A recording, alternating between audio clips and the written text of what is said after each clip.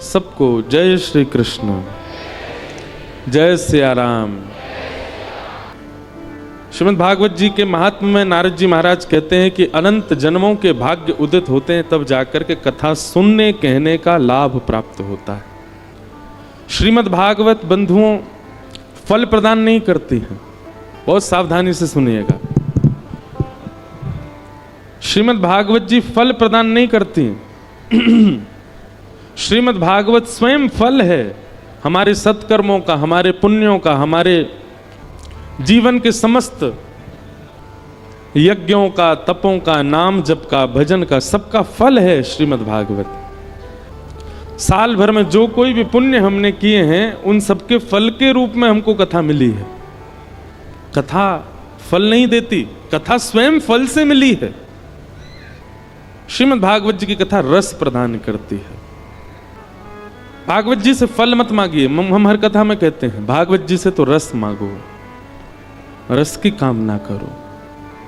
तो भोपाल के इस पंचमुखी हनुमान मंदिर के प्रांगण में हमको हनुमान जी कथा सुनाने के लिए बुलाए हैं। आप सब लोग उसके माध्यम बने हैं।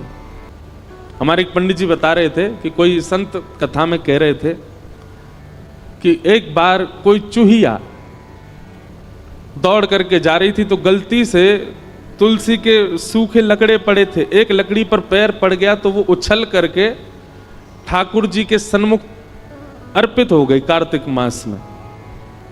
तो उसका परिणाम ये हुआ कि वो अगले जन्म में ठाकुर जी की कोई अनन्य सखी बन करके आई, अनन्य कोई प्रियसी बन करके आई। तो हम सब चूहिया तो नहीं है, हम सब तो मानव हैं।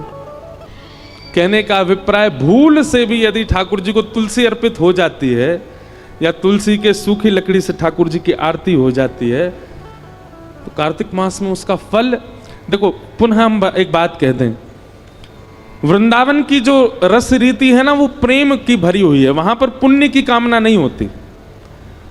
आपके भोपाल में, इंदौर में, बंबई में, दिल्ली में, कलकत्ता में, चेन्नई में, पंजाब में, हिमाचल में आदि आदि सब क्षेत्रों में पुण्य के लिए लोग भक्ति करते हैं, पर वृंदावन में पुण्य के लिए नहीं करते। वृंदावन में पुण्य की कामना नहीं होती है। वृंदावन में तो श्री कृष्ण चाहिए बस, और वो कृष्ण प्रसन्न रहें बस, ये कामना होती है। वहां पुण्य की कामना से कोई भजन नहीं करता। वृंदावन रस रीति अगर भाव आएगा तो कहूंगा इस कथा में। कार्तिक मास का आप सब लोग पालन करो। श्रीमद् भागवत जी का महात्मा हमने कल सुना। आप प्रथम स्कंद से कथा का प्रारंभ करते हैं। भागवत जी के प्रथम श्लोक में परम सत्य को वंदन किया गया। परम सत्य क्या है? ठाकुर जी का नाम। बंधुओं, ठाकुर जी प्रत्यक्ष मिलेंगे यह जरूरी नहीं है। आप ठाकुर जी के मिलने को किस रूप में लेते हो? बहुत ध्यानपूर्वक सुनिएगा। मुझे श्री कृष्ण मिल गए, इसको आप किस भाव से देखोगे? कि मेरे संग कृष्ण बैठते होंगे, मेरे संग कृष्ण खाते होंगे, मेरे संग कृष्ण सोते होंगे, मेरे संग कृष्ण डोलते होंगे, इसको आप समझोगे कि इनको कृष्ण मिल गए? नहीं। सब लोग बिल्कुल सावधानी से सुनिएगा। कृष्ण प्राप्ति के लक्षण क्या हैं? सबसे पहला, आपका हृदय प्रेम से अथाह भर गया हो। प्रेम से अथाह भर गया हो मतलब किसी सामान्य सी स्थिति को देख करके भी आपका चित्त दया से भर जाता हो, आपके नेत्र सजल हो जाते हो, समझ जाना आपको कृष्ण मिल गए हैं। दूसरा लक्षण सुनो, अब ताली नहीं बजाओ, सुनो बस। हमें पता है आप सुन रहे हो। कई बार ताली के चक्कर में क्या होता है, 4 लोगों ने सुनी, उनने बजाई, 40,000 उसी के चक्कर में बजा देते हैं। कुछ अच्छा ही बोला होगा तभी तो सब बजा रहे हैं। ताली मत बजाओ, आप बस कथा सुनो। और हमको ताली की बहुत इच्छा नहीं है, बस जब कीर्तन किया करें तब बजाया करो आप।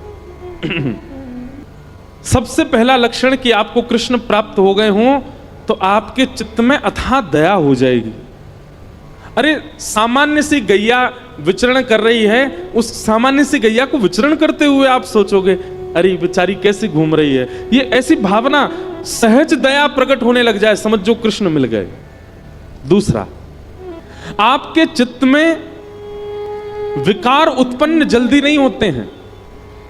सदैव शुद्ध भाव बने रहते हैं। जैसे कई लोग होते हैं उनके चित्त में बहुत जल्दी विकार आ जाते हैं। किसी के सुंदर रूप को देख लिया तो काम प्रकट हो जाता है, किसी के अति धन को देख लिया तो लोभ प्रकट हो जाता है, किसी की व्यंजनों को देख लिया तो उसके प्रति आसक्ति प्रकट हो जाती है, कहीं पर व्यसन वस्तु देख ली तो उसके प्रति भोग दृष्टि प्रकट हो जाती। समझ रहे हैं ना बात को? पर आपकी स्थिति कैसी? आपकी जल्दी जल्दी विकार उत्पन्न नहीं होते हैं चित्त में। कोई कितना भी रूपवान आपके सामने आ जाए, पर आप उसके रूप को देख करके ये विचार नहीं करते कि ये मेरा हो जाए, आप बल्कि उसके रूप को देख के ये विचार करते हो ये इतना सुंदर है तो इसको बनाने वाले ठाकुर जी कितने सुंदर होंगे, ये इतना रूपवान है, बेचारे आदत हो गई आपकी ताली बजाने की, मारी फिर रुक गए, अरे हमको तो बजानी नहीं थी। कोई बात नहीं, पर सुनो, ये हम लक्षण बता रहे हैं। ऐसे लक्षण बहुत कम लोगों में मिलेंगे आपको, पर जिनमें मिल जाए ना, समझ जाना इनको कृष्ण मिल गए हैं, इनके चित्त में कृष्ण है, इनके साथ कृष्ण है, इसीलिए इनका स्वभाव व्यवहार ऐसा ही है। तीसरा लक्षण कृष्ण प्राप्ति का क्या है? कोई आपको बोल दे ऐसे ही मजाक में, बोले क्या भोपाल में गंगा जी बह रही हैं, तो आप उस पर विचार नहीं करोगे, आप मान ही जाओगे, अच्छा आ गई होंगी, पहले तो नहीं थी अब आ गई होंगी। इतना भोलापन चित्त में आ जाएगा, आप चतुराई भूल जाओगे, आप अत्यंत सहज हो जाओगे, अत्यंत भोले हो जाओगे, समझ जाओ कृष्ण मिल गए। कोई आपको कह देगा कि आज सूर्य चंद्र एक दूसरे के गले में गलवैयां डाल करके आकाश में बैठे हैं, तो आप मान लोगे इस बात को, आप उस पर चिंतन नहीं करोगे, अच्छा होगा ऐसा, समझ जाओ कृष्ण मिल गए। चौथी बात, कृष्ण प्राप्त होंगे तो आपके अंदर स्थिति कैसी हो जाएगी? व्रत करना, नियम करना, जल्दी उठना, कथा सुनना, कीर्तन करना, साधन करना, इनको आप नियम की तरह नहीं करोगे, इनको आप सौभाग्य की तरह करोगे। ये मेरा सौभाग्य है। कोई आपसे रात्रि 11 बजे बोले कि कल सुबह 3 बजे उठना है, तो आप आना कानी, अरे राम राम नींद पूरी नहीं होने दे रहे हैं मेरी, क्या करें, ये 3 बजे उठना है, तो आप उसके लिए इतने सौभाग्यशाली मानोगे अपना, अरे 3 बजे उठना है, ठीक है सुबह तो 3 बजे उठेंगे हम। कल आपको व्रत करना है, पूरे दिन कुछ खाना नहीं है, तो आप इससे विचलित नहीं होगे, आप और आनंदित हो जाओगे, अच्छा मुझे व्रत करना है। जैसे कई लोग एकादशी का नियम ले लेते हैं कि हमको एकादशी करनी है, तो जैसे एकादशी आने वाली, वो 10वीं को इतना खा लेते हैं कि कल तो भूखा रहना है हमको। पर कृष्ण जिसके चित्त में आ जाते हैं ना, वो व्रत को नियम की तरह नहीं, सौभाग्य की तरह करता है, उत्सुकता की तरह करता है। जैसे बालक को कह दो कल हम तुझे मेला ले जाएंगे, तो रात भर सोता नहीं बालक, उसको इतनी एक्साइटमेंट रहती है, इतना पसंद रहता है, कल मेला में जाऊंगा। ऐसी उत्सुकता व्रत के लिए, नियम के लिए, सेवा के लिए, कथा के लिए, कीर्तन के लिए, धाम गमन के लिए उत्पन्न हो जाए, समझो कृष्ण प्राप्त हो गए।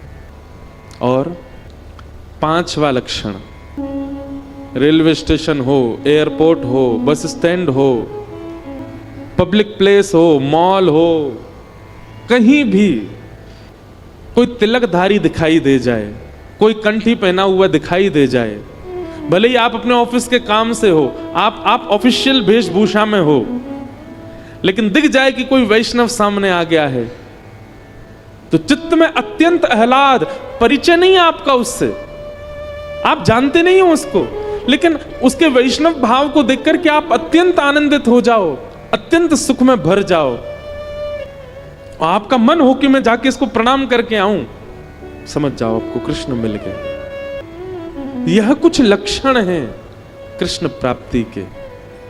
कृष्ण मिल जाने का मतलब कृष्ण संग रहेंगे नहीं। मीराबाई अकेली विचरण करती थी, पर उनके हर पद में यही है, मेरे तो गिरधर गोपाल, मीरा के प्रभु गिरधर नागर। मतलब प्रत्यक्षता में दिखते नहीं है, पर उनके स्वभाव और उनके अनुभव और उनकी क्रिया से पता चलता है कि मीराबाई के साथ कृष्ण हरदम है। ऐसे ही हमारा स्वभाव, हमारे लक्षण, हमारे गुण, हमारी चाल चलन, क्रिया बताती है कि हमारे साथ कृष्ण है कि नहीं। इसलिए भैया कृष्ण प्राप्ति का मतलब प्रत्यक्ष श्री कृष्ण संग रहे नहीं, आपके स्वभाव में, आपके गुण में, आपके व्यवहार में, आपके विचारधारा में परिवर्तन इस प्रकार का हो जो हमने बताया, समझो कृष्ण प्राप्त हो गए। और कृष्ण प्राप्ति की प्रथम सीढ़ी क्या है? नाम जप, नाम संकीर्तन, ठाकुर जी के नाम का निरुध्यासन, स्मरण और निरंतर उसी का चिंतन, उसी से ही यह गति पकड़ेगी। पहला गेर ही है नाम जप, और उसी नाम को ही श्रीमद् भागवत में कहा गया परम सत्य, सत्यम परम धीमहि। हम ऐसे परम सत्य भगवान श्री कृष्ण के नाम को प्रणाम करते हैं, नमन करते हैं, वंदन करते हैं। आपकी हर स्थिति में व्यक्ति आपको छोड़ सकते हैं, आपको पकड़ सकते हैं, पर एक बार आपने ठाकुर जी को पकड़ लियो तो फिर चाहे आपकी जैसी स्थिति है जाए, ठाकुर जी नहीं छोड़ेंगे। चाहे आप गरीब हो जाओ, चाहे आप निर्धन हो जाओ, चाहे आप रुग्ण हो जाओ, चाहे आप धनवान हो जाओ, चाहे आप करोड़पति, अरबपति, खरबपति हो जाओ, ठाकुर जी को आपने पकड़ा तो आप भले ही छोड़ दो, ठाकुर जी नहीं छोड़ते। इसलिए नाम को ही साधन मानो। भागवत जी के द्वितीय श्लोक में विषय, अधिकारी, संबंध और प्रयोजनों की बात बताई गई। मीराबाई, नाम सुना मीराबाई? मीराबाई के ताऊ जी के बेटा थे, उनका नाम था जयमल। क्या नाम था? तो राव दूधा जी के बाद, उनके पुत्र की भी मृत्यु के बाद जयमल राजा जो थे उनको मेड़ता का राजा बना दिया गया। जिन मीराबाई की बातें सुनकर के आज के लोग भक्त बन जाते हैं, सोचो मीराबाई के समय में उनके संग रहने वाले भक्त नहीं बने होंगे। मीराबाई की कृपा से जयमल के अंदर भी भक्ति आ गई थी। एक बात हम बहुत स्पष्ट रूप से कह दें आपसे, अगर आप स्वीकार करें तो, ठाकुर जी वैसे तो अपने सारे भक्तों से प्रसन्न रहते हैं, पर दो भक्तों से विशेष प्रसन्न होते हैं। पहला वो जो बहुत धन होने के बाद भी, बहुत संपन्न होने के बाद भी, बहुत व्यवस्था और बहुत योग्य कुल में होने के बाद भी ठाकुर जी की भक्ति के आगे सब नतमस्तक कर देता है, उससे बहुत प्रसन्न रहते हैं। और दूसरा, जो कुछ ना होने के बाद भी, कोई व्यवस्था ना होने के बाद भी, श्रेष्ठता ना होने के बाद भी कभी ठाकुर जी से शिकायत ना करते हुए भी समर्पित रहता है। समझ में आई बात? हमारे पास दोनों में ही अव्यवस्था है। हम लोग बहुत धनवान हो जाते हैं तो सबसे पहले भूलने का काम ठाकुर जी को करते हैं।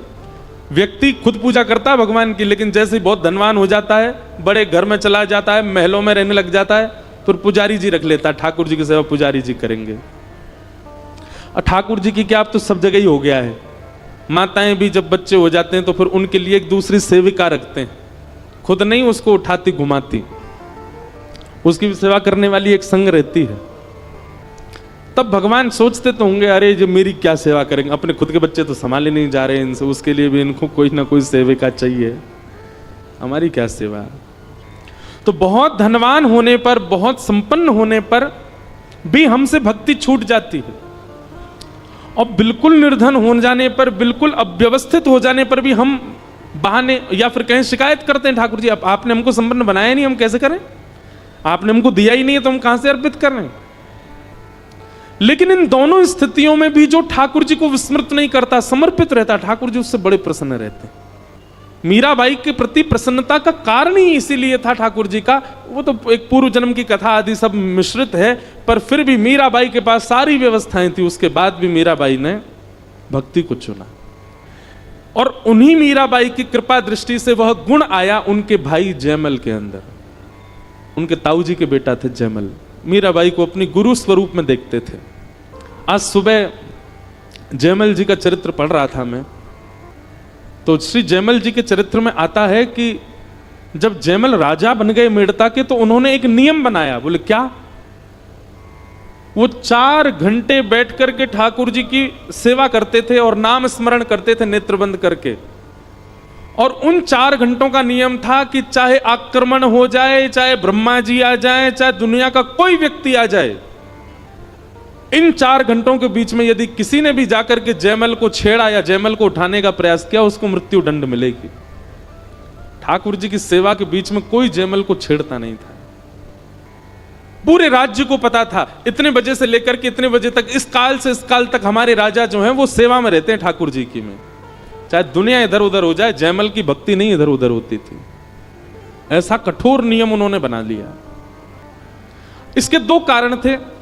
पहला कारण यह था कि जयमल अपने नियम के प्रति बड़े सजग थे, और दूसरा कारण यह कि इस नियम की वजह से ना जाने राज्य के कितने लोगों के अंदर यह भाव आया, जब हमारा राजा 4 घंटा बैठ के भजन करता है, हम भी 4 मिनट कर लिया करें। 4 घंटा वो ठाकुर जी को समय देते हैं अपने पूरे जीवन को, इतने संपन्न होने के बाद भी हम 4 मिनट नहीं दे सकते। तो जयमल की देखा देखी राज्य में कई लोगों ने नियम बना लिया, किसी का 1 घंटे का, किसी का 2 घंटे का। यह भी एक तीसरा लक्षण है कि आपके नियम को देख करके, आपके भाव को देख करके किसी के मन में भाव उत्पन्न हो कि मैं भी सेवा किया करूं, तो भी ठाकुर जी प्रसन्न होते हैं। एक बार की बात है कि जयमल के पड़ोसी राज्य के एक राजा वो जयमल से बहुत द्वेष मानते थे। उन्होंने बहुत बार प्रयास किया जयमल जी के ऊपर आक्रमण करने का, पर जयमल बड़े योद्धा थे, बड़े वीर थे। तभी उनको किसी ने जाकर के बताया, बोले जयमल राजा का एक नियम बताया आपको? बोले क्या? बोले वो 4 घंटा के लिए ठाकुर जी की सेवा में जाते हैं, और जितनी देर वो ठाकुर जी की सेवा में जाते हैं उतनी देर नियम है, कोई उनको जाकर के छेड़ नहीं सकता, कोई उनसे कुछ बोल नहीं सकता। अगर हम लोग उस काल में चढ़ाई कर दें मेड़ता पर, तो हम विजय प्राप्त कर सकते हैं, क्योंकि सेना भी बिना राजा की आज्ञा के तो आक्रमण करेगी नहीं। तो हम लोग पूरे मेड़ता को घेर करके चढ़ाई कर देंगे। तो पड़ोसी राजा ने कहा ये उचित समय है, और उन्होंने अर्धरात्रि में ही पूरी सेना इकट्ठी करके मेड़ता पर चढ़ाई कर दी। और मेड़ता ठीक उस समय पहुंचे जिस समय जयमल अपने भजन में बैठ गए थे, और सामान्य सेना नहीं थी। वर्णन आता है, बोले इतनी सेना लेकर के गए, इतनी सेना लेकर के गए कि पूरा मेड़ता चारों ओर से घेर लिया। इतने मेड़ता में जन नहीं रहते थे जितनी सेना ने आकर के मेड़ता को घेरा। मेड़ता को घेर लिया और बस आक्रमण करने ही वाले थे, चढ़ाई करने ही वाले थे, कब्जा करने ही वाले थे। यहां मंत्री, महामंत्री, सेनापति आदि सब दौड़ने लगे, क्या करें?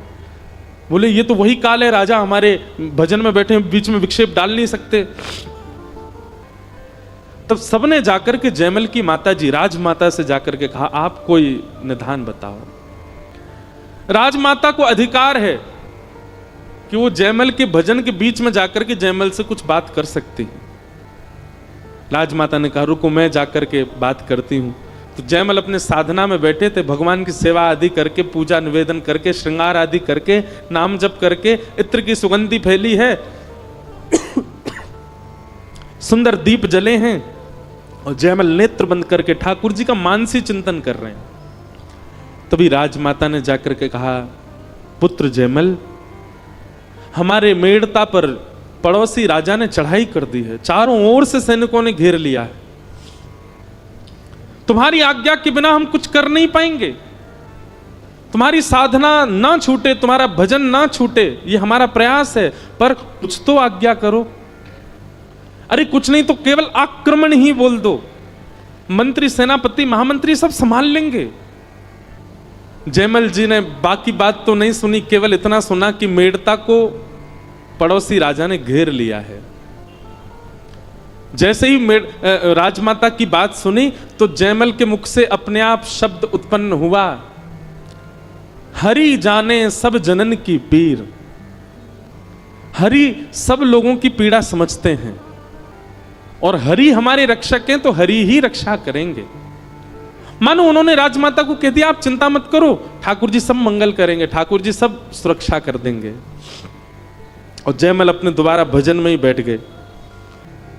ठाकुर जी के नाम को, ठाकुर जी की सेवा को, ठाकुर जी के भजन को इतना ज्यादा श्रेय प्रदान कर दिया जयमल जी ने कि हृदय में बैठे हुए ठाकुर जी से सहन नहीं हुआ। बोले कि ये अपने राज्य को दांव पर लगाने को तैयार है, एक क्षण नहीं लगेगा, पूरे राज्य पर कब्जा हो जाएगा, पर ये मेरा भजन नहीं छोड़ रहा, मेरी भक्ति नहीं। मैं प्रसन्न हूं जयमल की इस भक्ति से, इस भाव से, इस नियम से मैं अत्यंत प्रसन्न हूं। और जब जयमल ने कहा है तो फिर रक्षा मैं ही करूंगा। और इतने में ही श्याम वर्ण के प्रभु श्री राम पीली पीतांबरी पहने, गले में सुंदर वैजंती माला पहनी है, सुंदर कुछ आभूषण पहने हैं, सिर पर मुकुट पहना है, एक राज योद्धा की तरह कवच धारण करके, अपने कंधे पर धनुष लेकर के, बाण सजा करके तुरंत गए और जाकर के जयमल के ही अश्व को, जयमल के ही घोड़े को, जिस घोड़े पर बैठ करके जयमल युद्ध करने जाता था, उस घोड़े पर प्रभु श्री राम जाकर के बैठ गए और ना जाने कैसे राजभवन के ऊपर छत पर ले जाकर के उस घोड़े को खड़ा कर दिया। चारों ओर दृष्टि घुमा करके प्रभु श्री राम ने देखा और ऊपर छत से ही कूद पड़े रणभूमि में। उनकी छटा देख करके, नैनों के कटाक्ष देख करके, उनके आव भाव देख करके, जितनी सेना लेकर के पड़ोसी देश का राजा आया था, वो सेना प्रभु श्री राम ने एक भी बाण नहीं चलाया, केवल घोड़े पर बैठ करके छत से नीचे कूद गए। उनकी छटा देख करके, उनका रूप देख करके, उनका यौवन देख करके, उनके अंग की सुगंधी से जितनी सेना आई थी सारी सेना मूर्छित होने लगी। और देखते ही देखते पूरी सेना मूर्छित होकर के जैसे मानो सुसुप्ति अवस्था में पड़ गई हो, अपने अस्त्र शस्त्र छोड़ करके सब लेट गए और पूरी सेना को क्षण भर में समाप्त करके इस प्रकार सुला करके प्रभु श्री राम ने रणभूमि से वापस आकर के घोड़ा छोड़ दिया और अपने मंदिर में जाकर के व्यवस्थित हो गए। यहां 4 घंटे पूर्ण हुए जयमल के, और 4 घंटे पूर्ण होते ही प्रभु को प्रणाम किया। तुरंत उसने आज्ञा कर दी, तैयारी करो, रणभूमि पर जाना है, सेना तैयार करो। आज्ञा होते ही मंत्री, महामंत्री, सेनापति सब दौड़ने लगे, पूरी सेना इकट्ठी होने लगी। जयमल ने जाकर के कवच आदि पहने, मुकुट पहना, हाथ में अपने वज्र आदि जो भी रखता था सब लिए। मेरा घोड़ा लेकर के आओ।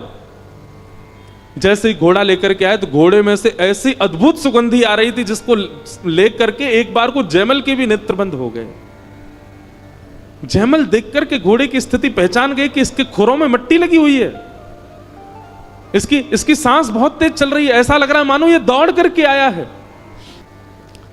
थोड़ी देर तो कुछ अनुभूति सी हुई, उसके बाद जयमल ने कहा विलंब नहीं करना है, चढ़ाई हो जाएगी, दूसरा घोड़ा लेकर के आओ। और जैसे दूसरे घोड़े पर बैठ करके सेना लेकर के राज दरबार का मुख प्रमुख सिंह द्वार जैसे ही खुला, बाहर निकल करके जयमल अपनी सेना के साथ आया तो क्या देखता है, असंख्य सेना है पर सारी सेना सोई हुई है, सब पड़े हुए हैं, सबके अस्त्र शस्त्र गिरे हुए।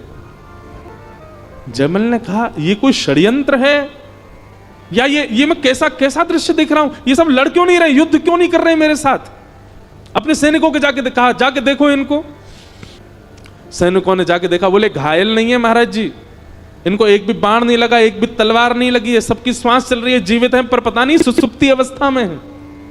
जयमल ने कहा वो राजा कहां है जो चढ़ाई करने आया था, अपने रथ में वो भी सुसुप्ति अवस्था में पड़ा था। जयमल दौड़ करके उसके पास गए, उसके ऊपर पानी का छिड़काव किया, वो होश में आया। जयमल ने पूछा ये सब तुमने क्या किया, अपनी सेना लेकर के आए, चढ़ाई नहीं की तुमने, और उसके बाद अब युद्ध में ये सब सो क्यों रहे हो, क्या कर रहे हो। वो राजा जैसे ही होश में आया, होश में आते ही जयमल का हाथ पकड़ लिया, बोले भगवान मैं आपके पांव पड़ता हूं, मैं आपके आगे हाथ जोड़ता हूं, जीवन में कभी आपसे शत्रुता मोल नहीं लूंगा, अपनी सेना लेकर के वापस चला जाऊंगा, अपना मुकुट उतार करके आपके चरणों में रखता हूं, केवल मेरी एक कामना पूरी कर दो। जयमल जी बोले बताओ क्या कामना है। बोले जिस एक सैनिक को तुमने बाहर भेजा था उस सैनिक का दर्शन करा दो। जयमल अपने मंत्री, महामंत्री, सेनापति से किसको भेजा था बाहर। बोले महाराज हम आपकी आज्ञा के बिना एक पत्ता नहीं हिला सकते, हमने किसी को नहीं भेजा। किसको देखा तुमने, कौन था वो। बोले श्वेत अश्व, घनघोर उसका आकर्षण रूपी स्वरूप उस अश्व का, उसके ऊपर नील वर्ण का वो योद्धा, कवच पहन करके, हाथ में धनुष बाण लेकर के, तुम्हारी छत से ही अश्व कूदा दिया उसने। हम तो वही देख करके हैरान रह गए, इतनी ऊंचाई से अश्व से कैसे कूद सकता है कोई। उसने किसी को नहीं मारा, वो केवल एक बार हम सबके आगे से घूम के चला गया। उसके तिरछे चितवन, उसके कटाक्ष नयन, उसकी मधुर मुस्कान, उसकी अति सुंदर नासिका, उसके कानों के कुंडल, उसके घुंघराले केश, उसका यौवन ही ऐसा था कि उसको देख करके हम सब अचेत हो गए। पता नहीं तुमने ऐसा सैनिक भेजा, उस सैनिक की तो मुस्कान, उस सैनिक की तो कटाक्ष, उस सैनिक का हंसना, बैठना, चलना, अरे घोड़ा पे उछल उछल के जा रहा था, हम तो उसी से ही घायल हो गए। चरणों में गिर गए, हे जयमल राजा कुछ नहीं चाहिए, जीवन भर तुम्हारे गुलाम रहेंगे, ये मुकुट उतार के चरणों में धर देंगे, एक बार उस सैनिक से मिलवा दो। जयमल के नेत्र सजल हो गए और वो कड़ी से कड़ी जोड़ने लगा। मैं साधना में बैठा हूं, मेरी आज्ञा के बिना कुछ हो नहीं सकता, राजमाता ने आकर के मुझको कहा कि चढ़ाई हो गई है, तब मैंने कहा हरि रक्षा करेंगे। कहीं ऐसा तो नहीं हरि ने ही रक्षा की हो। और तभी उसने मन में विचार किया कि मेरे घोड़े में से एक अद्भुत सुगंधी आ रही थी, उस घोड़े के पैरों में मिट्टी लगी थी, वो घोड़ा हाँफ रहा था, शायद ठाकुर जी उस घोड़े पर बैठ करके गए हों। जयमल तो बेचैन सा हो गया, उल्टा चरणों में गिरने लगा उस राजा के और सब सैनिकों के हाथ जोड़ने लगा, पैर पूजने, बोले ले जाओ मेड़ता को, अपना लो, स्वीकार कर लो, ये आपका है नाथ। वो राजा बोले ऐसा क्यों कह रहे हैं आप? बोले अरे भगवान, वो कोई सैनिक नहीं आया था, वो कोई सामान्य व्यक्ति नहीं था, साक्षात जगत नियंता जगदाधार त्रिलोकीनाथ प्रभु श्री राम ही आए थे। मैं तो भजन करता हूं 4 घंटे, मैं तो साधना करता हूं, पर कभी प्रत्यक्ष नहीं देख पाया। धन्य है आप लोग जो आपने उनका प्रत्यक्ष दर्शन किया। जयमल राजा तो रोने लगे कि नाथ मुझे क्यों नहीं आपने अनुभव कराया अपना। वापस अपने भवन की ओर जा रहे थे, सैनिकों से पूछते जा रहे थे घोड़ा कहां घुमाया था उन्होंने। सब बता रहे थे देखो ये उनके यहां घोड़े घूम रहा था, यहां पर थोड़ी देर रुके थे, यहां पर ऐसे करके उन्होंने देखा था, यहां पर उन्होंने अपनी भुजा उठाई थी, यहां पर उन्होंने धनुष उठाया, बाण चलाया नहीं, बस हमको डरा रहे थे धनुष बाण दिखा दिखा करके। जयमल उस पूरे पथ को देख रहा है जहां ठाकुर जी घूम के गए।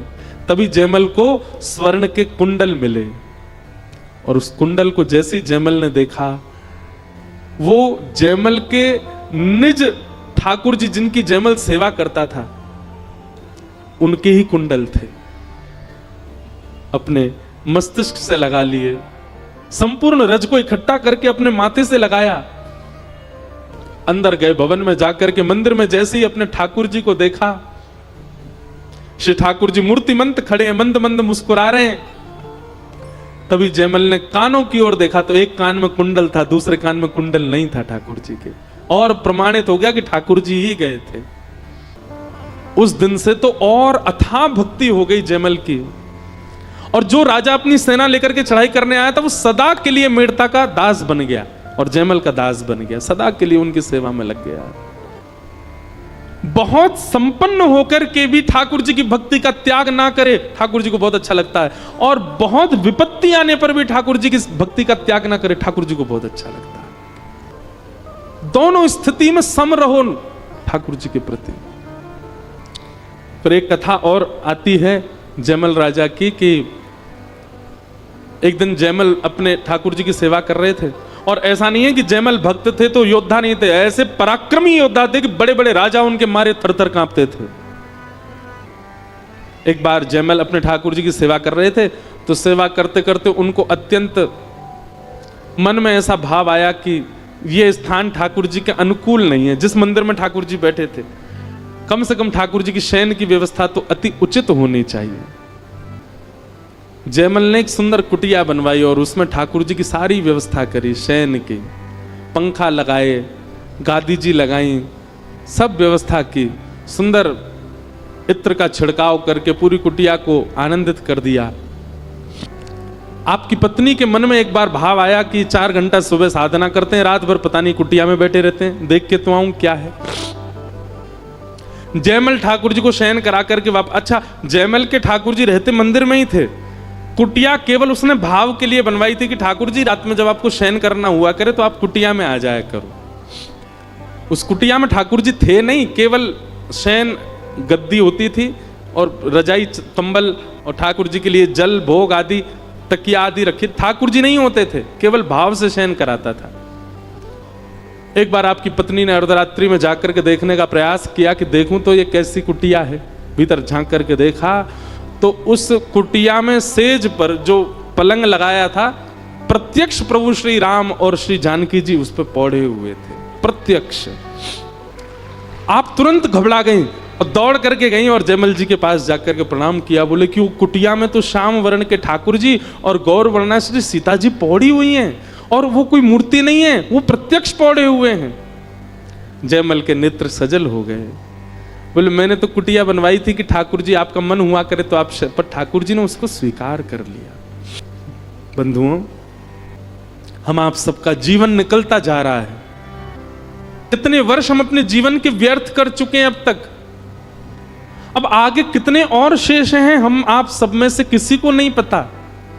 इसलिए भैया ये कथा सुनकर के, वैष्णव संग करके और ये इस प्रकार के भावों को सुनकर के जग जाइए, सचेत हो जाइए और लग जाइए ऐसी भक्ति में कि जिससे अंत काल आए उससे पहले पहले ठाकुर जी का साक्षात्कार तो हो जाए, हमको थोड़ा अनुभव तो हो जाए हमको ठाकुर जी का। संसार के प्रपंचों में लगे रहने से कुछ नहीं मिलने वाला है, केवल कुछ दिन का सुख मिलेगा, बाद में दुखी होना ही पड़ेगा। लेकिन कहीं ऐसी स्थिति में आ गए कि प्राण निकलने को हो गए तो फिर कुछ नहीं कर पाओगे। इसलिए अभी समय है, लग जाइए ठाकुर जी के भाव में और कर लीजिए वो अनुभव जो मीराबाई ने किया है, जो जयमल ने किया है, जो सूरदास ने किया है, जो कुम्मनदास ने किया है, जो गोविंद स्वामी ने किया है। उस अनुभव से और उस अनुभव तक पहुंचाने का एक ही मार्ग है हमारे पास, श्रीमद् भागवत की कथा। यह भागवत की कथा उस अनुभव की स्थिति में निश्चित पहुंचा देगी। श्रीमद् भागवत के द्वितीय श्लोक में विषय, अधिकारी, संबंध और प्रयोजन, 4 बातें बताई। धर्म प्रोजत कैतवोत्र परमो निर्मत्सराणाम सताम। सबसे पहली बात, भागवत का विषय क्या है? हमारे चित्त में भक्ति भाव उत्पन्न करना, परम धर्म उत्पन्न करना। श्रीमद् भागवत का अधिकारी कौन है? तो कहते हैं निर्मत्सराणाम सताम, जिसके चित्त में मात्सर्य दोष नहीं। मात्सर्य मतलब ईर्ष्या। ईर्ष्या का भाव यदि आपके अंदर है, एक बात बहुत ध्यान से सुनो सब लोग, इधर देखो, आपके भीतर क्रोध बहुत ज्यादा है तो भी ठाकुर जी मिलने का मन बना सकते हैं। आपके अंदर लोभ बहुत ज्यादा है तो भी ठाकुर जी मिलने का मन बना सकते हैं। आपके अंदर काम ज्यादा है तो भी ठाकुर जी कहीं ना कहीं कभी ना कभी मिल सकते हैं। पर आपके चित्त में यदि ईर्ष्या है, ठाकुर जी नहीं मिलेंगे। इसलिए काम, क्रोध, लोभ, मोह, द्वेष, अहंता, ममता आदि आदि जो ये दोष हैं, ये सब धीरे धीरे ठीक हो जाएंगे और इनसे ठाकुर जी मिल भी जाएंगे। पर ईर्ष्या का दोष यदि आपके अंदर है, किसी की श्रेष्ठता देख करके आप चिढ़ जाते हो, किसी की सुंदरता को देख करके आपको ज्वलनशील मन में भाव आने लग जाते हैं, किसी का धन वैभव संपत्ति देख करके आपके चित्त में उसके प्रति ईर्ष्या की भावना आती है, ठाकुर जी आपसे बहुत दूर हैं। ईर्ष्यालु व्यक्ति से ठाकुर जी नहीं मिलते। इसलिए हमारी प्रार्थना है, सबसे पहले ईर्ष्या को नष्ट कीजिए। किसी को भी देख करके, किसी की भी बातें सुन करके, किसी का भी रूप, यौवन, संपत्ति आदि देख करके उसके प्रति ईर्ष्या का भाव उत्पन्न नहीं होना चाहिए चित्त में। ईर्ष्या समझते हैं ना किसको कहते हैं? क्योंकि आप देखो, एक बात और कह दूं, इस पंडाल में मुझसे लेके पीछे वाले व्यक्ति तक एक भी व्यक्ति ऐसा नहीं है जिसको कभी ईर्ष्या ना हुई हो, सबको हुई है। और एक बात और कहूं, संसार में जितने दुर्गुण है ना, वो सब हर व्यक्ति को एक बार तो स्पर्श करते ही करते हैं, हम सबके जीवन में आते हैं। बहुत कोई माय का लाल 0.1% ही एक आध कोई ऐसा होगा बाल्यकाल से ही जिसने ब्रह्मचर्य का पालन कर लिया हो, बाल्यकाल से ही जिसने सत्य व्रत का पालन कर लिया हो, बाल्यकाल से जिसने अपने क्रोध पर विजय प्राप्त कर ली हो। बाकी संसार में कोई नहीं बच सकता पाप से। सबके जीवन में आता जरूर है, चाहे एक क्षण के लिए आवे। तो हम सबको ईर्ष्या कभी ना कभी तो हुई है, किसी ना किसी से तो हुई है। ईर्ष्या के समय एक चीज अनुभव कीजिएगा, ईर्ष्या जब व्यक्ति के चित्त में आती है ना, उसके चेहरे से पता चल जाता है कि ईर्ष्या हो रही है। क्यों? क्योंकि ईर्ष्या होते ही हमारा चित्त, हमारा मन, बुद्धि, ये सब शून्य हो जाते हैं, सब शून्य हो जाते हैं। एक साथ इतने सारे विकार उत्पन्न हो जाते हैं हमारे चित्त में। ऐसी ऐसी पापजन्य विचारधाराएं भी ईर्ष्या में प्रकट हो जाती हैं जो कभी नहीं होनी चाहिए। कहां तक कहें, ईर्ष्यालु व्यक्ति यह तक सोच लेता है कि इस व्यक्ति की मृत्यु हो जाए। इतनी ईर्ष्या, इतनी खराब होती है ईर्ष्या। इसलिए ईर्ष्या यदि आपके चित्त में है, थोड़ी बहुत होती है, कभी कभी साल में एक आध बार होती है तो कोई दिक्कत नहीं, पर हर दिन ही ईर्ष्या होती है, किसी को देख के ईर्ष्या हो जाती है, नेक में ईर्ष्या आने लग जाती है, तो भैया दशहरा मैदान में रावण नहीं, आपकी जरूरत है। और इतनी ईर्ष्या यदि प्रकट होती है ना, तो इसका एक ही उपाय, एक ही औषधि है, सत्संग करना प्रारंभ करो। आप सबके पास फोन है, यूट्यूब है, इतने सारे संत जन हमारे भारत में अभी मिल रहे हैं। आगामी 50 साल बाद भारत में शुद्ध प्रवचन करने वाले संत नहीं मिलेंगे। आगामी 50 साल बाद भारत में पूरे विश्व में सद्मार्ग दिखाने वाले लोग नहीं बचेंगे।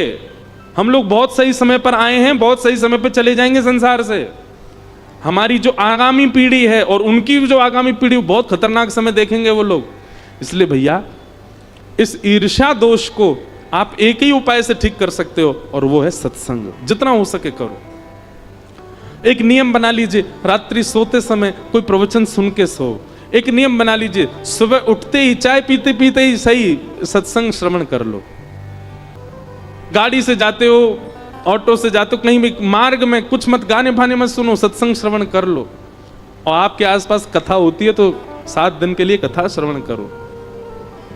सत्संग ही एकमात्र औषधि है ईर्ष्या को नष्ट करने की। तो भैया ईर्ष्या यदि आपके चित्त में है तो यूं समझ लियो कि ठाकुर जी इतनी दूर हैं जितना भारत से अमेरिका, इतनी दूर हैं ठाकुर जी। बिना वीजा पहुंच नहीं पाओगे, और वीजा केवल और केवल कथा में ही मिलेगा फिर। इसलिए कथा श्रवण करो। बोलो वृंदावन बिहारी लाल की जय। श्रीमद् भागवत का विषय क्या है? सुनने वाले के चित्त में परम धर्म प्रकट करना। परम धर्म का मतलब क्या होता है? धर्म मतलब अपना कल्याण, परम धर्म मतलब सबका कल्याण। सबके कल्याण की भावना चित्त में आने लग जाए तो समझ जाओ कि भागवत जी का विषय पूर्ण हो रहा है। दूसरी बात, हर दिन कथा सुनने के बाद में बाहर जाके तो आप क्या ही देखोगे, कथा विश्राम होते ही अगल बगल में देखा करो, एक दूसरे को देखो। जितने श्रोता यहां आए हैं आपस में एक दूसरे को देखो और सब में गुण देखो। इनमें गुण क्या है, सब में गुण का दर्शन करो। बगल वाला मोटा है, आगे वाला गोरा है, पीछे वाला काला है, ये बोलता बहुत है, खाता बहुत है। ये दुर्गुण देखना बहुत जल्दी सीख जाते हैं हम लोग, गुण देखना नहीं सीख पाते। कोई सिखाता नहीं है फिर भी हमको दुर्गुण देखना आ जाता है। घर में पहली बार कोई लड़की देखने वाला आवे, लड़का देखने वाले आवे, कभी गए हो आप उन लोगों के साथ जो लड़की देखने जाते हैं, लड़का देखने जाते हैं? उनकी बातें सुना करो। वो जैसे ही बाहर आएंगे ना, घर से गाड़ी में बैठेंगे, लड़की देख के आए, गाड़ी में बैठती उसके गुण बाद में पहले बोल देंगे, सब ठीक है पर थोड़ी सी चालू लग रही है हमको, सब ठीक है पर उसकी नाक थोड़ी सी वैसी नहीं थी। और माताएं बहनों की तो बात ही बहुत विचित्र होती है। मेरी तो नजर उसके पाम में थी, पट्टे से है, पाम पट्टे पूरी चल रही थी, तो ऐसा लग रहा था जिस घर में जाए बंटा धार नहीं कर दे। अरे उसके गुण देखो ना, वो उसमें अच्छाई क्या थी? सब अच्छा है, लड़का बढ़िया है, पर थोड़ा सा हमको जो है चालू लग रहा था। देखनी चाय कैसे लपक के पी गया था। हमारे अंदर ये अवगुण देखने की इतनी स्थिति क्यों होती है? हम जिससे भी मिलते हैं उसमें अवगुण का ही दर्शन क्यों कर लेते हैं इतना जल्दी? स्वभाव स्वरूप होना चाहिए, सब में गुण देखो। अरे भैया कथा सुनने वाला पता है कैसा होता है? किसी व्यक्ति की 100 बुराइयां की गई, अरे वो ऐसा है, वो ऐसा है, आप भोपाल जा रहे हो ना, बोले हाँ भोपाल में वो व्यक्ति आएगा आपसे मिलने, अच्छा उसमें महाराज जी वो ऐसा है, उसकी बुद्धि ऐसी है, उसका स्वभाव ऐसा है, वो ऐसा है।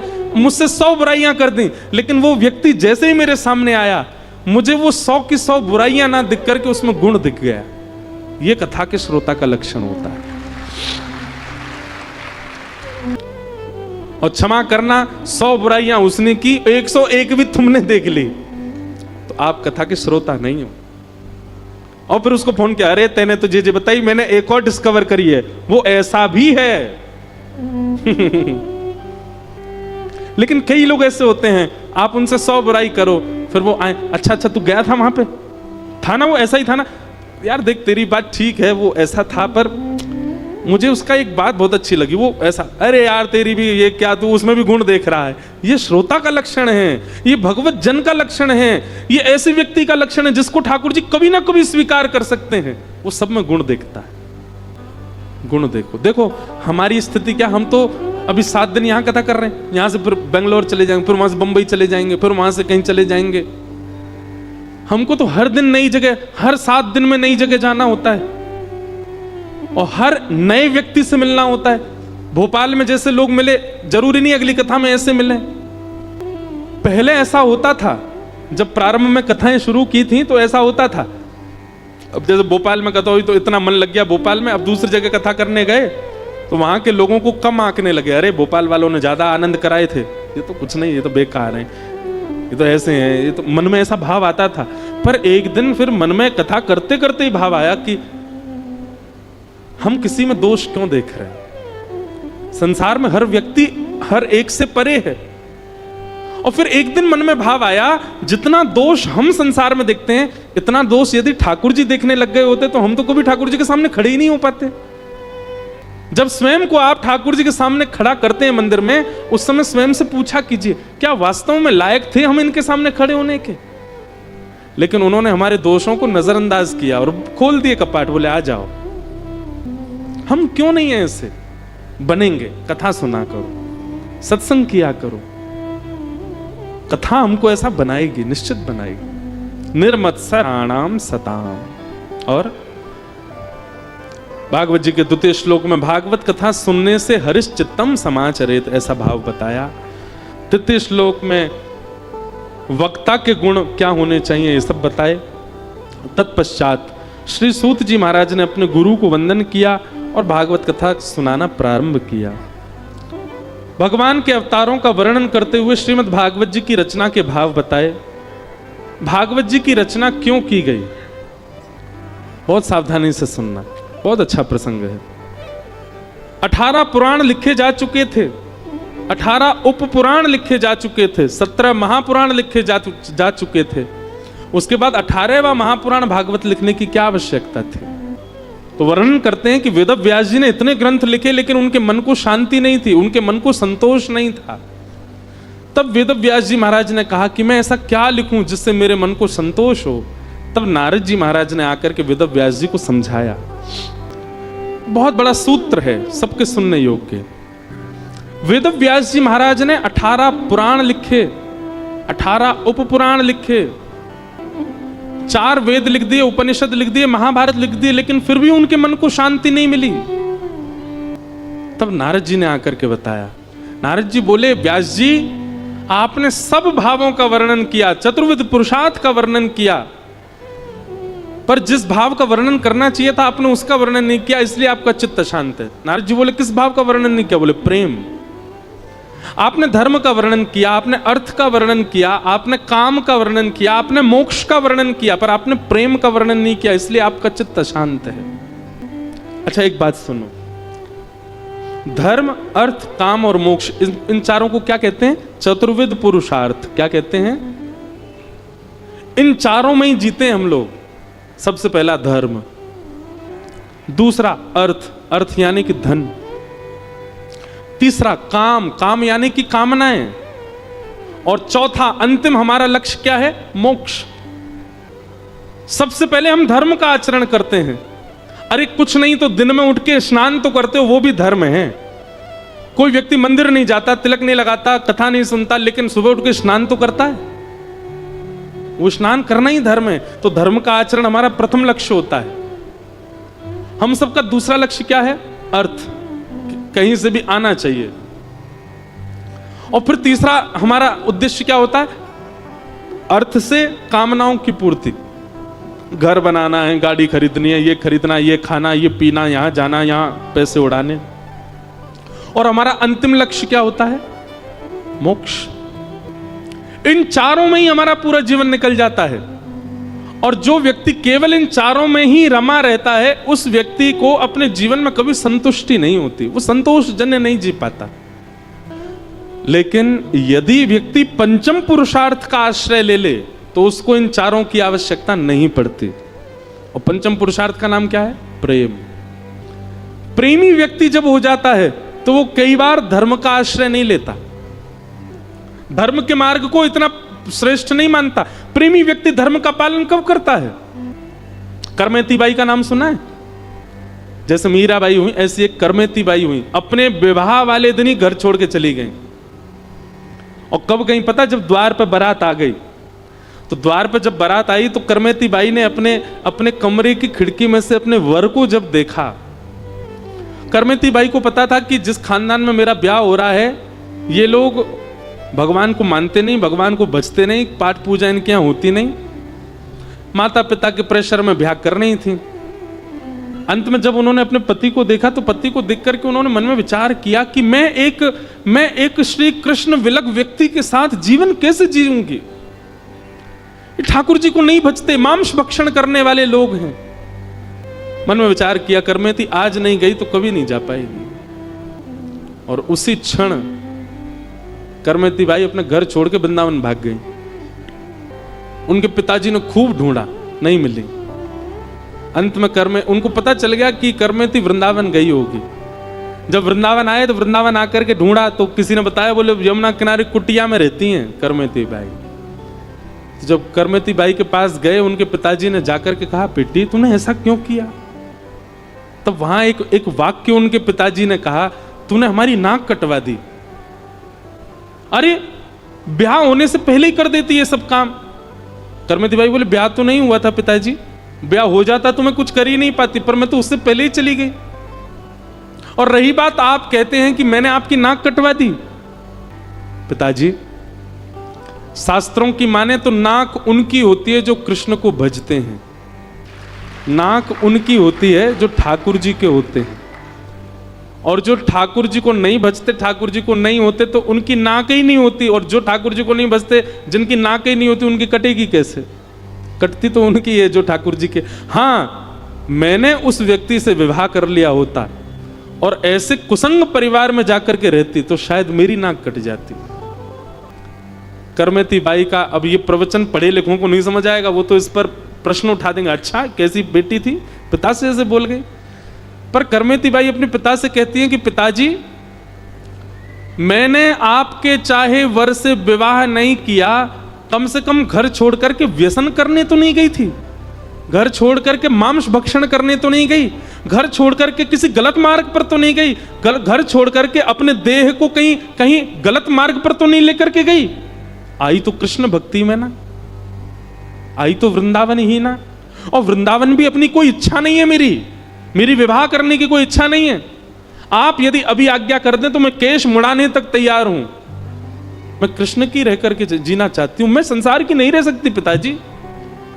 आप तब मुझ पर प्रश्न चिन्ह उठाते कि मैं संसार छोड़ के संसार के लिए भागती, पर मैं संसार छोड़ के कृष्ण के लिए भागी हूं। करमेती बाई के थोड़ी देर के प्रवचन ने उनके पिता की मति को शुद्ध कर दिया और कहा, बेटी अब तूने तो अपना जीवन सफल कर लिया, अब हम माता पिता क्या करें? तब करमेती बाई ने अपने सेवा के ठाकुर जी अपने पिताजी को दिए, ले पिताजी जा। आज भी वो राजस्थान में विराजते हैं ठाकुर जी।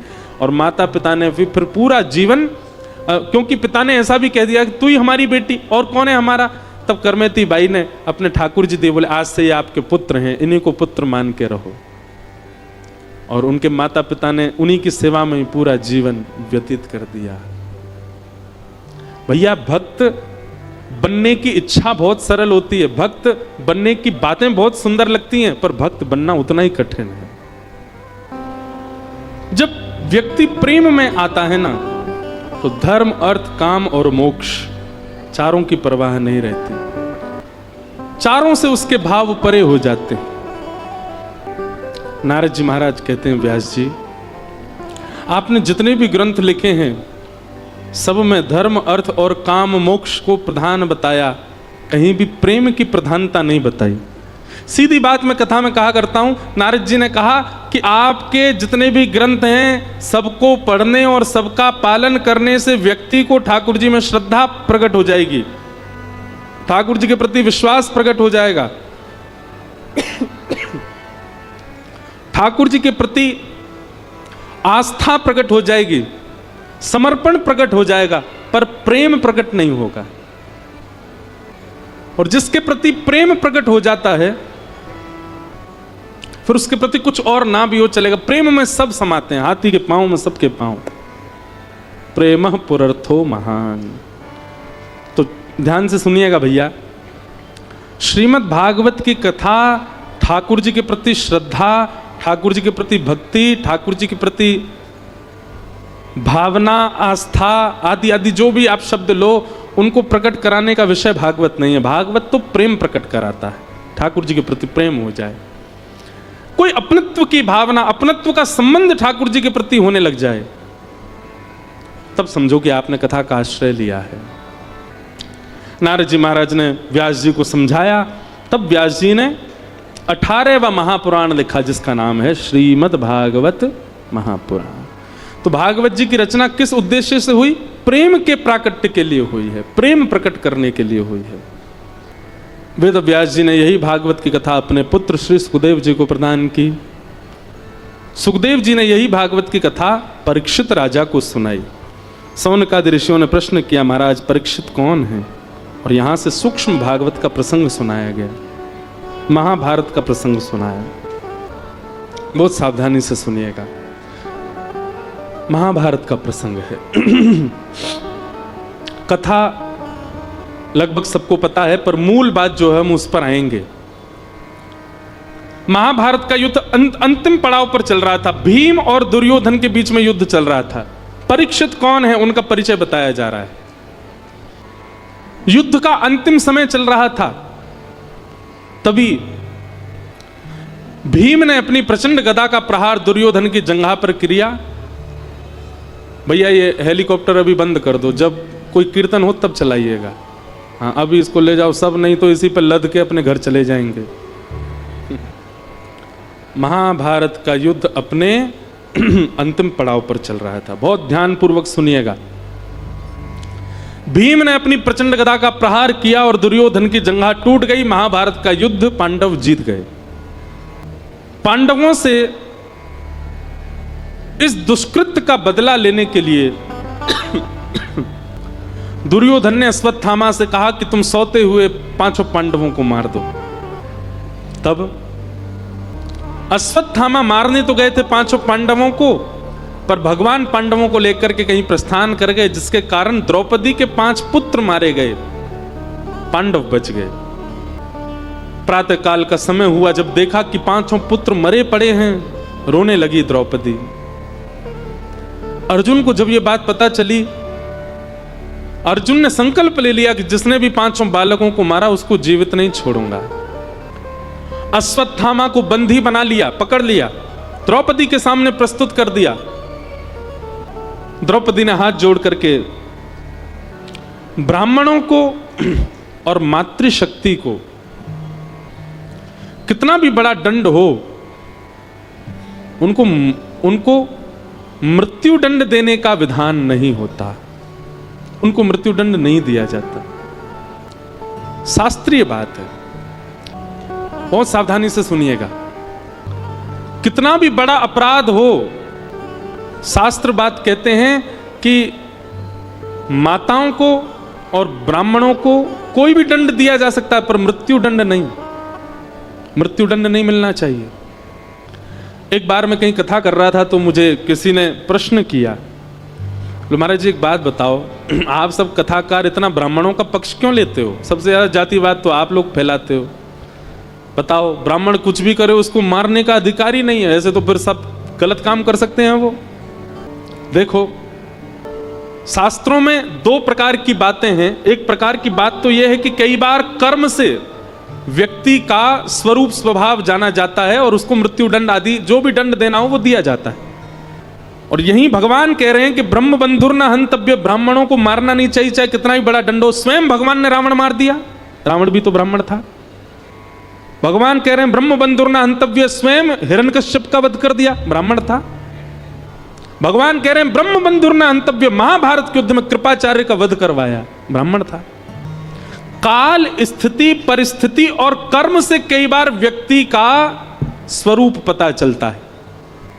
भगवान गीता में कहते हैं 4 वर्णाश्रमों के कर्म क्या है, तब वहां ब्राह्मण के 4 कर्म बताए गए। बहुत ध्यान से सुनिएगा, क्या कर्म है? सबसे पहला पढ़ना, अध्ययन का अधिकार ब्राह्मण को होना चाहिए, पढ़े। और दूसरा पढ़ाना। तीसरा दान देना और दान लेना। केवल लेने का अधिकार नहीं होता है। अभी ब्राह्मण किस में स्थित हो गए? केवल ज्ञान बांटने में और दान लेने में नहीं। ज्ञान बांटने का अधिकार बाद में, पहले ज्ञान स्वयं लीजिए, स्वयं अर्जित कीजिए, तब उसको दीजिए। और दान लेने का अधिकार बाद में है, पहले दान करिए। ब्राह्मण को भी दान करना चाहिए और यजमान से ज्यादा ही करना चाहिए। ब्राह्मण के 4 काम हैं। क्षत्रिय का कार्य क्या है? हाथ में आयुध उठा करके अपने परिवार, अपनी सेना, अपनी प्रजा, सबके लिए लड़े, युद्ध करे, सबकी रक्षा करे। वैश्यों का काम क्या है? व्यापार करे, गौ सेवा करे और किसानी करे। भगवान ने सबके कर्मों को बताया। और वहां ठाकुर जी कहते हैं कि यदि कोई वर्णाश्रमी अपने कर्म ना करके दूसरे वर्णाश्रम का कर्म करता है तो कहीं ना कहीं वो उसी वर्ण का ही माना जाएगा। भगवान कहते हैं रावण का कर्म था क्या? पढ़ना पढ़ाना, दान देना दान लेना, पर शस्त्र लेकर के मेरे सामने खड़ा है। इसका मतलब वो कर्म से क्षत्रिय है और उस समय उसका क्षत्रित्व वो प्रधान है, ब्राह्मणत्व प्रधान नहीं है। ब्राह्मण का स्वभाव स्वरूप नहीं होता युद्ध करना, वो क्षत्रिय बन के खड़ा है, इसलिए उसका वध हुआ। लेकिन कोई अपने ब्राह्मणत्व में स्थित है और कोई स्त्री अपने स्त्रीत्व में स्थित है और गलती से उनसे कोई अपराध बन जाए तो उनको दंड दिया जा सकता है, मृत्यु दंड नहीं, मृत्यु दंड नहीं। द्रौपदी के 5 पुत्रों को मारा है अश्वत्थामा ने, लेकिन द्रौपदी अर्जुन से कहती है इसको मत मारो। क्यों ना मारे? तब द्रौपदी ने यहां पर 5 बातें कही हैं, बहुत ध्यानपूर्वक सुनिएगा। हर व्यक्ति को निर्णय लेने से पहले इन 5 बातों का ध्यान रखना चाहिए। हर व्यक्ति, जो भी पंडाल में बैठे, जो भी कथा सुन रहे हैं, सब बहुत ध्यान से सुनिए। किसी भी निर्णय को लेने से पहले इन 5 चीजों का ध्यान रखिएगा। सबसे पहला, मैं जो निर्णय लेने वाला हूं, मैं जो अभी बात करने वाला हूं, वह धर्म है कि नहीं, वो कहीं अधर्म तो नहीं है। सबसे पहले धर्म का ध्यान रखें, धर्मम। दूसरी बात, न्याय। कहीं मैं गलत व्यक्ति का पक्ष तो नहीं ले रहा हूं।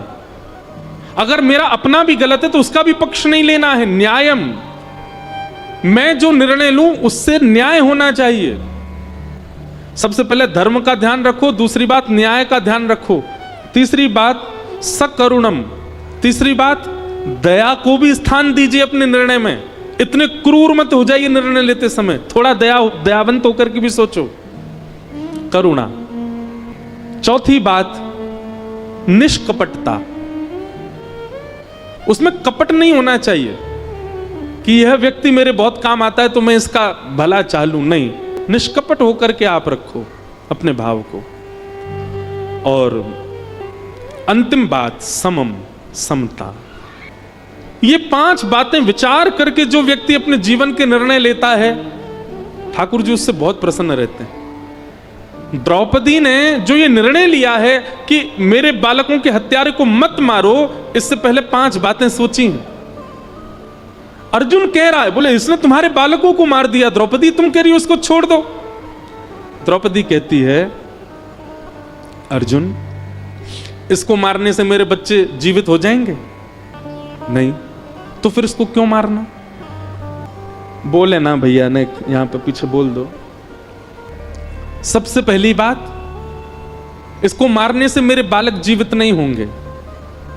दूसरी बात, अपनी मां का इकलौता बेटा है और बेटे की मृत्यु पर मां को कितना कष्ट होता है। अर्जुन, ये इस वक्त मेरे साथ हो रहा है, मेरे 5 पुत्र मारे गए हैं। युवावस्था में पुत्र का जाना मां को इतना कष्ट देता है, मानो जैसे हजारों बिच्छुओं ने एक साथ डस दिया हो। और जिस पीड़ा में इस वक्त मैं हूं, मैं नहीं चाहती कोई और मां जाए। अश्वत्थामा की मां इसी के भरोसे है, इकलौता बेटा है, ये मर जाएगा तो इसकी मां को कितनी पीड़ा होगी। इसलिए मेरी प्रार्थना है, आप इसको मत मारो। दूसरी बात, तीसरी बात क्या कहती हैं? इनकी माता जी के पति को आपने पहले ही मार दिया रणभूमि में, तो इसका मतलब पति नहीं है, केवल पुत्र है। उस पुत्र को भी मार दोगे, वो कहां जाएगी? मेरे पुत्र नहीं है लेकिन मेरे पति तो हैं। 5 पुत्र नहीं है तो क्या हुआ? 5 पांडव मेरे सामने खड़े हैं, मैं फिर भी निर्बला नहीं हुई हूं। आप इसको मत मारो। द्रौपदी की बात सुनकर के पूरी सभा स्तब्ध हो गई और द्रौपदी ने अंतिम बात जो कही है, यह सुनकर के तो श्री द्वारिकाधीश कृष्ण के नेत्र सजल हो गए। द्रौपदी कहती है, अश्वत्थामा कौन है अर्जुन? हमारे गुरु का बेटा है। और शास्त्राज्ञा करते हैं गुरुपुत्र गुरु समान होता है। अच्छा, आप लोगों को एक बात शायद पता नहीं होगी, मैं बता दूं। द्रौपदी का भरे सभा में जब चीरहरण हो रहा था, द्रौपदी का चीरहरण कोई वक्तव्य का विषय नहीं है। उसको उसका बखान ज्यादा करना नहीं चाहिए मंच से, पर लेकिन फिर भी गुरु कृपा और भगवत कृपा पता चले इसलिए थोड़ा बहुत ही कहूं। ऐसा दृश्य था द्रौपदी चीरहरण का कि जिसको कोई देख नहीं सकता। जब दांव पर द्रौपदी हार गई, दुशासन ने केश पकड़े द्रौपदी के। अत्यंत पवित्रात्मा द्रौपदी, जिनका नाम पंच कन्याओं में शास्त्रों में बताया। रोज सुबह उठकर के यदि पंच कन्याओं को प्रणाम किया जाए, जिसमें एक द्रौपदी है, तो उसका दिन मंगल में होता है। ऐसी पवित्रा द्रौपदी, उसके केश पकड़ करके घसीट रहा है दुशासन भरी सभा में। निर्बला दुर्बला द्रौपदी अपनी रक्षा कर रही है, और उसके मन में एक विश्वास है कि मेरे पति मुझे नहीं होने देंगे, ये मेरी रक्षा करेंगे। लेकिन पांचों पांडव अपनी नजर नीचे करके बैठे। दुशासन निर्वस्त्र कर रहा है भरी सभा में। द्रौपदी मन में विचार कर रही है कि मेरे पति मेरी रक्षा नहीं कर रहे। बड़े बड़े आचार्य यहां बैठे हैं, बड़े बड़े मेरे कुल के श्रेष्ठ लोग यहां बैठे हैं, ये मुझे निर्वस्त्र नहीं होने देंगे। अरे कोई अपनी बहू को ऐसे कैसे निर्वस्त्र होने दे सकता है? लेकिन सब नीची नजर करके बैठे थे। द्रौपदी ने अंत में अपना बल लगाया कि मैं क्षत्रिय नारी हूं, मैं अपनी रक्षा स्वयं कर सकती हूं। लेकिन जब दुशासन के बल के आगे द्रौपदी स्वयं की रक्षा भी नहीं कर पाई, तब दक्षिण भारत के एक प्रकांड विद्वान इस बात पर टीका करते हुए कहते हैं कि द्रौपदी ने दोबारा किसी को नहीं देखा। पांडवों को एक बार देखा, उन्होंने सिर झुका लिया, तो पांडवों को दोबारा नहीं देखा। भीष्म पितामह, द्रोणाचार्य आदि जितने भी यहां श्रेष्ठ जन बैठे हैं, इनकी ओर भी एक बार देखा, इन्होंने रक्षा नहीं की, तो दोबारा द्रौपदी ने उनको भी नहीं देखा। तीसरी बार द्रौपदी ने जब अपना बल स्वयं रक्षा में लगा दिया, जब वह भी काम नहीं आया, उसके बाद द्रौपदी ने एक व्यक्ति को दोबारा देखा। किसको? सभा में बैठे हुए कृपाचार्य, गुरु कृपाचार्य। क्यों देखा? द्रौपदी के मन में एक भावना उत्पन्न हुई, ये कौन है? ये गुरु हैं। गुरु की इतनी महिमा शास्त्रों में बताई है, गुरु का इतना भाव शास्त्रों में बताया गया। गुरु गोविंद दोनों खड़े काकेला, कबीरदास कह रहे हैं बलिहारी गुरुदेव की जो मोह गोविंद दियो बताए। गुरु ब्रह्मा गुरु विष्णु गुरुदेवो महेश्वरा, गुरु साक्षात पर ब्रह्म तस्मै श्री गुरुवे नमः। गुरु के लिए अज्ञान तिमिरांधस्य ज्ञानांजन शलाकया चक्षुरुन्मीलितं येन तस्मै श्री गुरुवे नमः। हर जगह गुरु की इतनी महिमा बताई गई, लेकिन वह गुरु भी नजर नीचे करके बैठे थे। फिर भी द्रौपदी ने एक बार और गुरु की ओर देखा। क्या? एक तो आप हमारे गुरु हैं, दूसरे आप आचार्य हैं, और तीसरा आपका नाम ही है कृपा। द्रौपदी ने दूसरी बार जब कृपाचार्य की ओर देखा, तो कृपाचार्य ने नजर उठाकर के द्रौपदी की ओर देखा, और द्रौपदी की ओर देखते हुए कृपाचार्य ने केवल एक इशारा किया, भुजा उठाकर के एक उंगली उठाई, और एक उंगली उठाकर के द्रौपदी को मानो इशारा कर दिया, तू कहां किसके प्रपंच में पड़ी है द्रौपदी? तू किसकी शरण में जा रही है? तू किनसे शरणागति मांग रही है? तू किनसे अपनी मदद करने की भीख कर रही है? तेरी रक्षा केवल एक कर सकते हैं, और वो एक इस ब्रह्मांड के नायक, इस ब्रह्मांड के जगत नियंता, जगदाधार, जगदीश्वर हैं। एक बार उनको पुकार। टीकाकार कहते हैं अर्जुन 18 अध्याय में जो बात नहीं समझ पाया था, गुरु कृपाचार्य के एक इशारे से द्रौपदी ने वो बात समझ ली। क्या? सर्वधर्मान परित्यज्य माम एकम शरणम ब्रज, सबको छोड़ हरि को भज। तब अंतिम स्थिति में द्रौपदी भुजा उठा करके कहती है, हे कृष्ण द्वारिकावासी देव देव जगतपते। हे जगतपते, हे द्वारिकावासी श्री कृष्ण, आपको दिखाई नहीं दे रहा है आपकी निर्बला दुर्बला बहन को ये कौरव सब निर्वस्त्र कर रहे हैं? आप चुपचाप कहां बैठे हैं नाथ? और अंत में तो कह दिया, शूर शाम तुम पछताओगे, कब? जब मोहे देख उघारी। अरे कहीं आपने आने में विलंब कर दिया और कहे मैं कहीं उघारी अवस्था में हुई तो नाथ पछताओगे मुझे देख करके। फिर कहते हैं भगवान श्री कृष्ण रुक्मणी जी के साथ द्वारिका में चौसर खेल रहे थे जिस समय द्रौपदी पुकार रही थी। और चौसर खेलते खेलते ठाकुर जी अत्यंत क्रोध में भर करके खड़े हो गए। रुक्मणी जी ने चरण पकड़ लिए, नाथ क्या हुआ, आप इतने क्रोध में? भगवान ने दोनों मुट्ठियां बांध ली और कहने लगे, रुक्मणी जी आप प्रस्थान करो, वैकुंठ को प्रस्थान करो। क्यों? बोले क्योंकि अब यह पृथ्वी नष्ट होने वाली है, ब्रह्मांड नष्ट होने वाला है, मेरी अनन्य भक्ता द्रौपदी का चीरहरण किया जा रहा है। इस ब्रह्मांड को मैं नहीं रहने दूंगा जिस ब्रह्मांड में मेरे भक्त का चीरहरण किया जा रहा है। रुक्मणी जी ने समझाया, बोले नाथ इस ब्रह्मांड में अनेक भक्त रहते हैं, अनेक वैष्णव रहते हैं, एक भक्त के लिए आप पूरे ब्रह्मांड को नष्ट करेंगे, कितने भक्त मर जाएंगे, ऐसा मत करो नाथ। ठाकुर जी कहने लगे, तो फिर मैं हस्तिनापुर को नष्ट कर दूंगा। रुक्मणी जी कहने लगे, हस्तिनापुर में विदुर जी भी तो रहते हैं, हस्तिनापुर में 5 पांडव भी तो हैं, हस्तिनापुर में भीष्म पितामह भी तो हैं, यह भी तो आपके भक्त हैं। भगवान कहते हैं मैं दुशासन दुर्योधन कौरवों को नष्ट कर दूंगा। रुक्मणी जी बोली, आप ये सब मत विचार करो नाथ, आप तो केवल द्रौपदी की रक्षा करो। और भगवान का एक नवीन अवतार हुआ उस दिन। कौन सा? वस्त्रावतार। ठाकुर जी ने वस्त्र रूप धारण किया। दुशासन की भुजा थकित भई, वसन रूप भय श्याम। ठाकुर जी वस्त्र बनकर के प्रकट हो गए, खींचते। और सुनो बंधुओं, हमारे कृपालु नाथ जिस समय द्रौपदी की रक्षा करने के लिए पधारे थे उस समय द्रौपदी रजस्वला अवस्था में थी। उस अवस्था में है जिस अवस्था में स्पर्श नहीं किया जा सकता, पर ठाकुर जी वस्त्र बनकर के आए। स्पर्श की तो क्या कहें, पैर के नख से लेकर के सिख तक भगवान ने अपने अंक में भर लिया हो, मानो द्रौपदी को कोई निर्वस्त्र ना कर सके। वसन रूप भैसा। और एक बात कहें, उसी दिन दुर्योधन, दुशासन, भीष्म पितामह, द्रोणाचार्य, कृपाचार्य, धृतराष्ट्र, इन सबका अंत निश्चित हो गया था।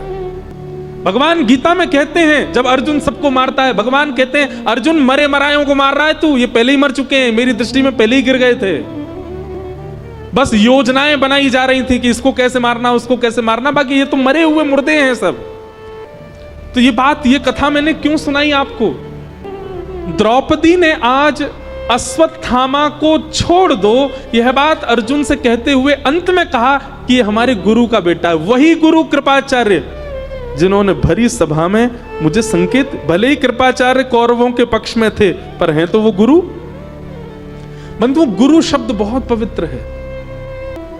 गुरु व्यक्ति कैसा भी हो, गुरु व्यक्ति का स्वभाव स्वरूप कैसा भी हो, यदि शिष्य की निष्ठा श्रेष्ठ है तो गुरु अपने आप श्रेष्ठ हो जाएगा। गुरु का गुरुत्व शिष्य के शिष्यत्व पर निर्भर करता है। पति का पतित्व पत्नी के पातिव्रत पर निर्भर करता है। पत्नी का पतित्व, पत्नी का पत्नित्व पति के पत्नीव्रत पर निर्भर करता है। बच्चों के भविष्य माता पिता की सेवा पर निर्भर करते हैं। चाहे बच्चा कितने भी अच्छे काल में जन्मा हो, चाहे बच्चे का कितने भी अच्छे हॉस्पिटल में जन्म हुआ हो, चाहे वो बालक कितनी भी सुख सुविधाओं में रहा हो, लेकिन परवरिश माता पिता ने उचित नहीं की होगी तो बालक अच्छा बन ही नहीं पाएगा। ऐसे ही गुरु कितना भी श्रेष्ठ हो, शिष्य का शिष्यत्व यदि श्रेष्ठ नहीं है तो गुरु श्रेष्ठ नहीं हो सकता। कृपाचार्य भले ही कौरव पक्ष में थे, पर द्रौपदी ने उनको पुनः इसलिए देखा क्योंकि वो गुरु हैं। गुरु शब्द में कुछ तो बल होगा ना। और तभी गुरु कृपाचार्य ने उंगली करके दिखा दिया, द्रौपदी एक की शरण में जाओ, और वह एक केवल परमात्मा है।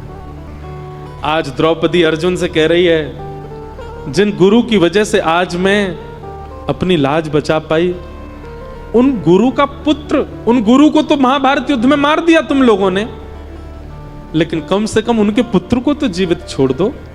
अरे मेरे ऊपर ही कृपा नहीं की कृपाचार्य जी ने, तुमको धनुष उठाना उन्होंने सिखाया, तुमको बाण चलाना उन्होंने सिखाया, तुमको युद्ध भूमि में खड़ा होना उन्होंने सिखाया। क्या हुआ अगर उन्होंने कौरवों का पक्ष लिया? तो थे तो वो हमारे गुरु, कम से कम उनके पुत्र को तो मत मारो। गुरु के बड़े एहसान है हमारे ऊपर, गुरु की बड़ी कृपा है हमारे ऊपर अर्जुन, उनके पुत्र को मत मारो। यह बात सुनते ही दूर खड़े द्वारिकाधीश के नेत्र सजल हो गए। और आज भगवान ने उपहार के रूप में द्रौपदी को कुछ देना चाहते हैं। कितनी दयालु है, कितनी करुणा है इसके चित्त में। भगवान सोच रहे मैं क्या दे दूं द्रौपदी को, तभी भगवान ने अपना नाम दे दिया। निरीक्ष कृष्णापकृतं गुरु सुतं वाम स्वभावा कृपयान नाम च। भगवान का नाम है कृष्ण और द्रौपदी को भगवान ने नाम दिया कृष्णा। ठाकुर जी ने नाम दिया कृष्णा।